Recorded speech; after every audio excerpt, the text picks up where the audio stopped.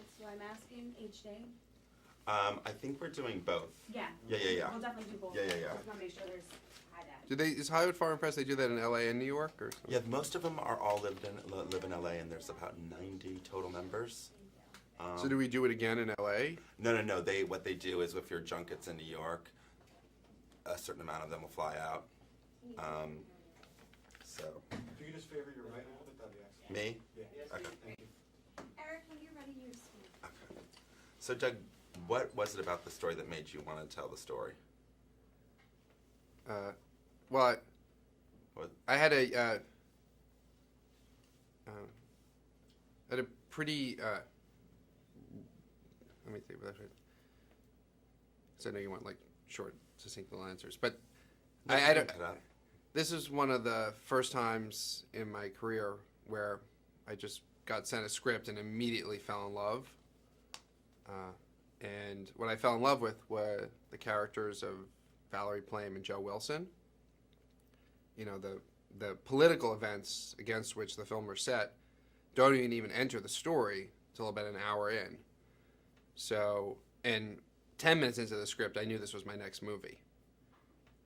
And I think what drew me in, you know, having personally done so many movies set in the world of espionage, was seeing what happens when the spies go home. And I actually couldn't believe that it never occurred to me to even look into that. You know, as much as I try to set my movies in the real world, why did it never occur to me, like, what's it like, you know, when in a marriage between a spy and a civilian? You know, when the spy goes to work and can't tell her husband when she's going to be coming home, where she's going, and the husband just needs to know, do they need childcare or nanny to come in for the twins? And what's it like to have a best friend who has no idea what you do for a living? Is that person even your best friend? So I ultimately was drawn into the film by the characters of Valerie Plame and Joe Wilson, and how a marriage like that works.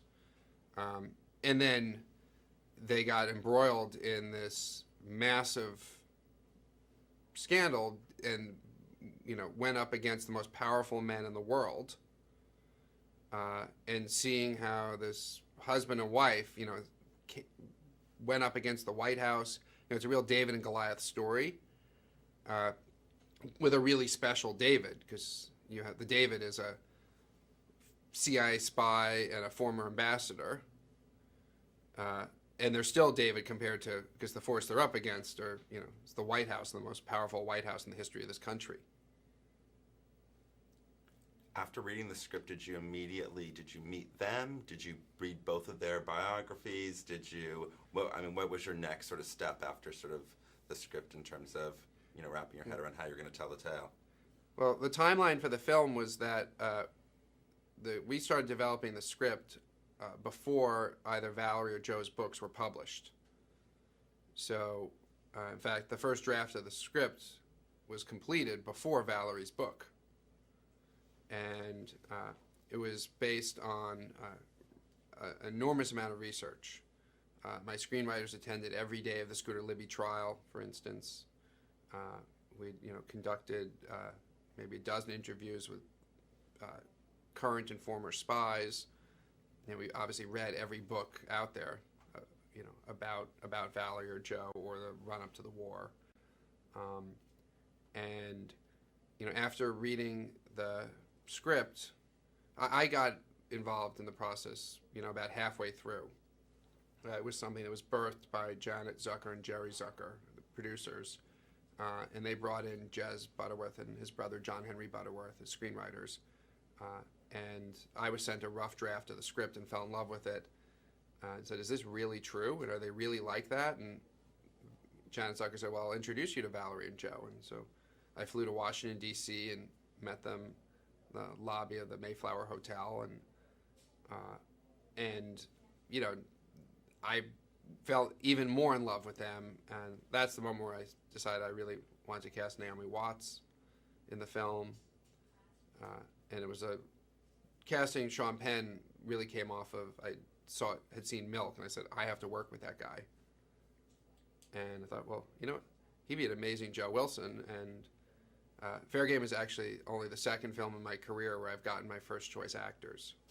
First one being Swingers. But in that case, those actors were out of work. You know, what else were they going to do? Every other film, you know, whoever I started out thinking I was going to make the film with was not who I ended up making it with. And this is the first film since Swingers where I said, you know, I want this to be Sean Penn and Naomi Watts. And you look at the poster. There it is, Sean Penn, Naomi Watts. Do you think having made, you know, the Bourne movies, Mr. and Mrs. Smith, and that sort of played into your sort of like desire to do this and see like the more realistic and the what you know, like you said, what happens when these people go home? I mean, did that sort of motivate you, or?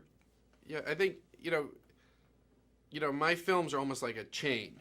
There's a like you can't change the order. Each one has in some way teed me up to do the next, and Mr. and Mrs. Smith, you know, has a direct relationship to Bourne Identity because it's a rejection of many of the themes that were in Bourne Identity. Because Bourne Identity was, wow, look how cool it is to be a spy.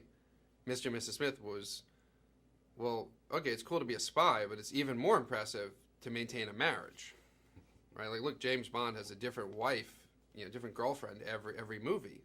Anyone can do that. Try coming home to the same spouse every day, day in, day out. That's a much more impressive accomplishment.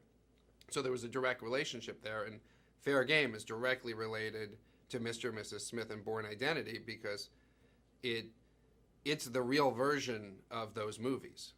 I mean, it really is. It's the, you know, when you go home, where a lot of the film takes place in the home between Sean Penn and Naomi Watts, it's the real version of Mr. and Mrs. Smith. And when you're out in the field, it's the real version of Bourne Identity. And so I think Bourne Identity and Mr. and Mrs. Smith sort of just led me to Fair Game. Okay, I'm pretty much out of time. Last question. What do you hope the audience takes away from the movie? I hope people come away from this film with hope and see this as a celebration of husband and wife who, against all odds, stood up to the most powerful forces in the world to fight for what they believed in and fought for something that I believe in deeply, which is that our democracy is founded on the belief that we can criticize our government without fear of reprisal. And our country is dependent on that. It's one of the things I'm most proud of as an American. And so, you know, Valerie Plame and Joe Wilson are true American heroes in the best sense of that word. Thank you. Perfect.